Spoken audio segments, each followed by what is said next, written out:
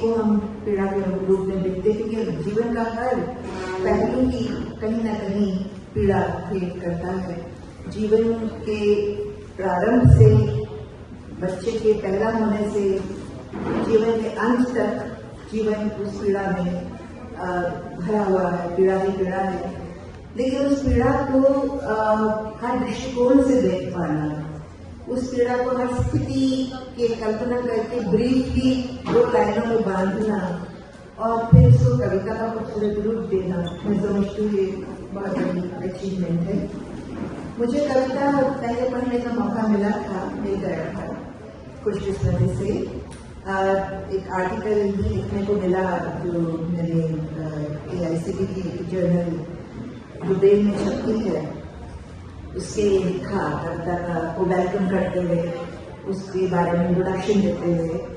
तो मैं पहले ही काफी गहराई से उसको देखती रही, पढ़ती रही और बहुत प्रभावित हुई। साथ ही ये भी रहा कि दोनों ही लेखक, दोनों ही कवि, गौरी भी और राजेश भी, बड़े होने के नाते आजादी ले रही हूँ उनको बिल्कुल पहले नाम से संबोधित करने की, और इसी नाते आई भी हूँ यहाँ पर ऑल द वे बॉम्बे से। मेरी पहली नागपुर विजिट है।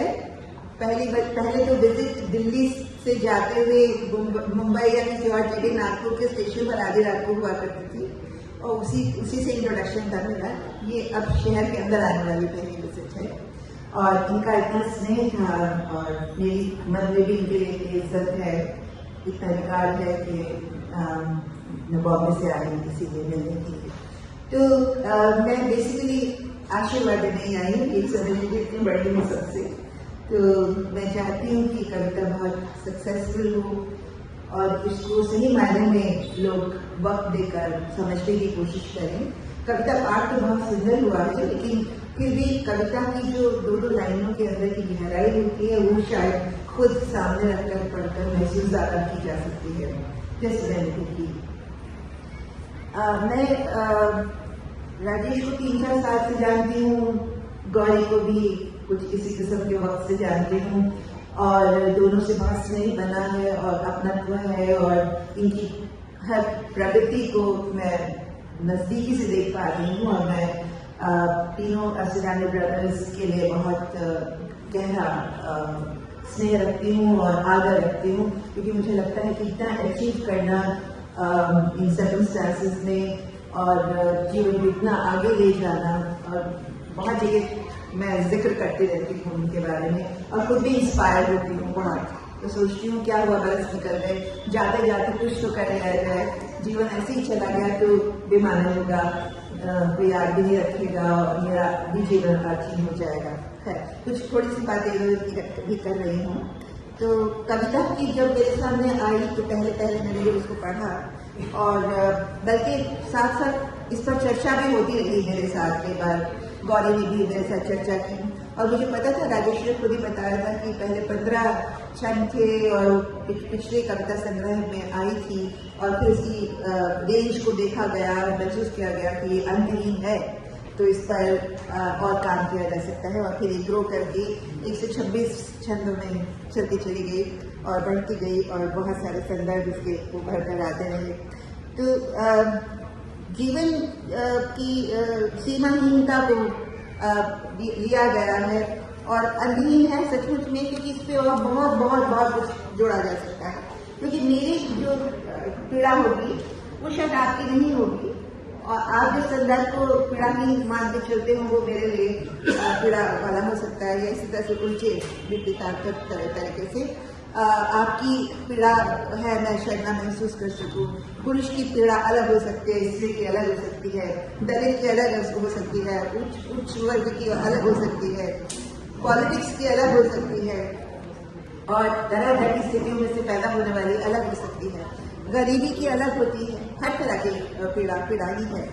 बहुत धनी है तब भी पीड़ा है, ऐसा नहीं है कि जीवन बहुत सुखी हो जाता है उससे। फिर ये फिलोसॉफिकल प्रश्न भी है, पीड़ा क्या है, पीड़ा को लेना, मानने की बात भी, तो पीड़ा माने या ना माने, तो उस पर भी है। तो अगर पीड़ा पीड़ा सी है और ये मनुष्य के जीवन सी है जैसा उन्होंने कहा, तो पीड़ा इसका मतलब हर जीवन की पीड़ा है, हर स्थिति की है, हर समाज की है, हर इतिहास की है, हर घटन और विघटन की है, हर अन्याय की है, हर सुख की है, हर चेतना की है, हर अकेलेपन की है, हर चाहत की है, हर प्राप्ति की है, तो हर हार की भी है पीड़ा। कहाँ तक चले ये कविता इसीलिए अंतहीन है। ये पीड़ा मेरी तुम्हारी हम सब की है। ये पीड़ा अरूप हो सकती है, परंतु यदि जीवन है तो पीड़ा उसकी नियति है। मतलब पीड़ा के बिना जीवन नहीं हो सकता है। और कविता के अंत तक पहुँचते पहुँचते जीवन का ये सार स्पष्ट हो जाता है। ये एक नया एक्सपेरिमेंट है मेरी नज़रों में, क्योंकि दो कवियों ने मिलकर के उसको जोड़ा है और उसके अलग अलग हिस्से बनाए हैं। उसके अलग अलग हिस्सों में से जीवन के एक एक पार्ट को इकट्ठा किया है और उसका प्रदर्शन हमारे सामने किया है। तो मैं कविता की पंक्तियों पर तो नहीं जाऊंगी, क्योंकि हम उनको सुन चुके हैं। उनकी अलग से उनका इंटरप्रिटेशन करने की कोशिश नहीं करूंगी। अंत में कवि का पीड़ा को लेकर जो जीवन दर्शन उसमें आत्मसमर्पण में बदल जाता है। यदि पीड़ा अजर अमर है तो उस पीड़न का होना ही है। अजर अमर है ये पीड़ाएं, हर युग में अस्तित्व बनाए, काल काल बस विचरण सी है, हर पीड़ा उत्पीड़न सी है।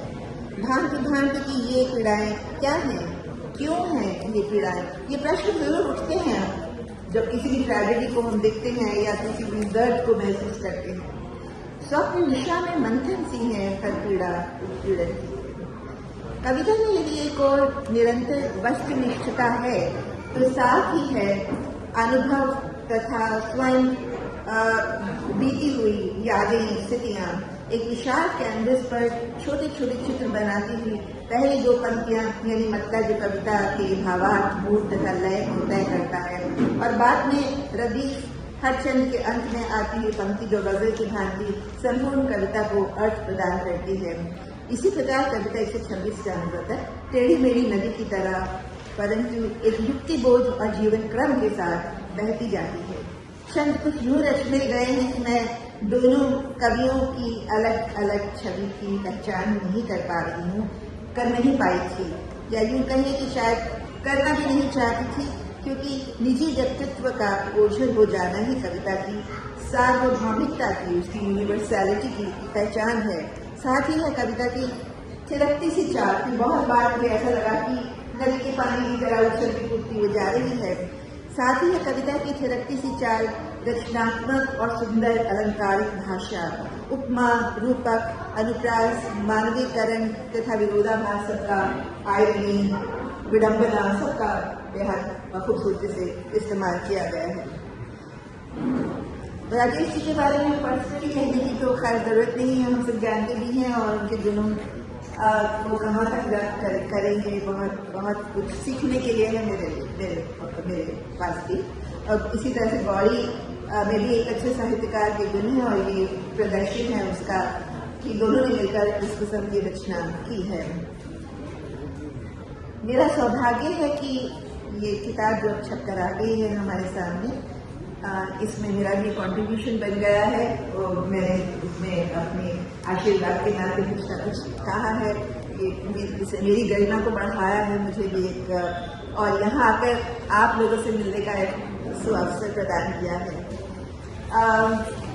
मैं समझती हूँ मुझे कहीं एरिस्टोटल की पोएटिक्स की याद आती है, जहाँ पर उन्होंने कथारसिस का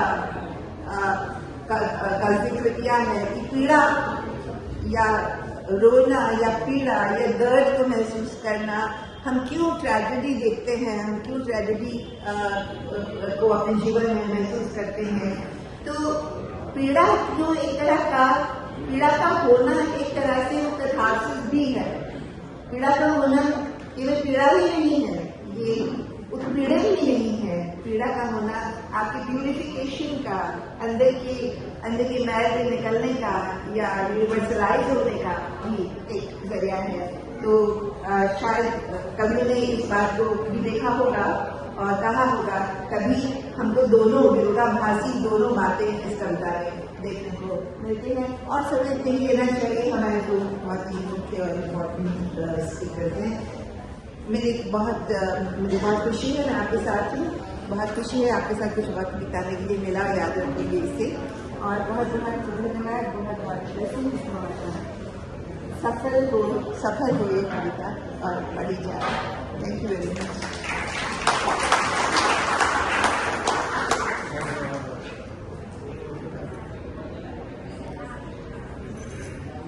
Clip change.